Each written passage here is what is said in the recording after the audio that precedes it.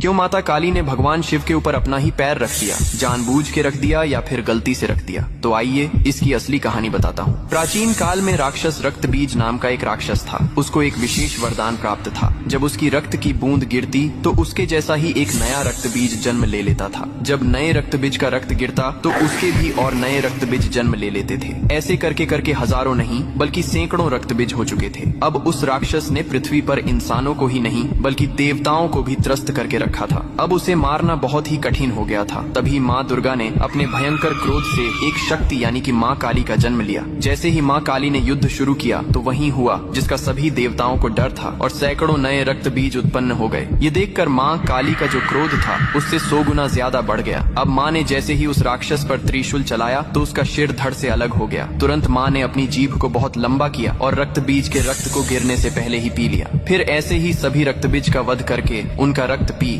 कर उनका क्रोध अब 100 गुना से 200 गुना बढ़ गया था। धरती कांपने लगी थी, समुद्र मथने लगे थे, देवता भयभीत होकर इधर उधर भागने लगे थे। तब देवताओं ने भगवान शिव से प्रार्थना की, हे महादेव, आप ही माता काली के संताप को शांत कर सकते हैं। शिव ने देवताओं की पुकार सुनी और माँ काली के सामने युद्ध भूमि में पहुंच गए। लेकिन माँ अपने तांडव में इतनी लीन थीं कि उन्होंने शिव को भी नहीं देखा। तभी भगवान शिव ने स्वयं माता के चरणों में लेट गए। जैसे ही माँ काली का पैर अनजाने में शिव के सीने पर पड़ा, तुरंत उनका क्रोध शांत हो गया। उन्होंने नीचे देखा तो अपने प्रिय पति शिव थे। यह देखकर उनकी जीभ शर्मिंदगी से बाहर निकल आई। इसके बाद शिव ने मुस्कुराते हुए कहा, हे माँ, तुम्हारा यह रूप सृष्टि के संतुलन के लिए था, लेकिन यह रूप अब धरती पर बहुत धाम धूम से पूजा जाएगा। यही कारण है कि तस्वीर में और मूर्तियों में माँ काली को शिवजी पर खड़े हुए दिखाया जाता है, जो बहुत ही शुभ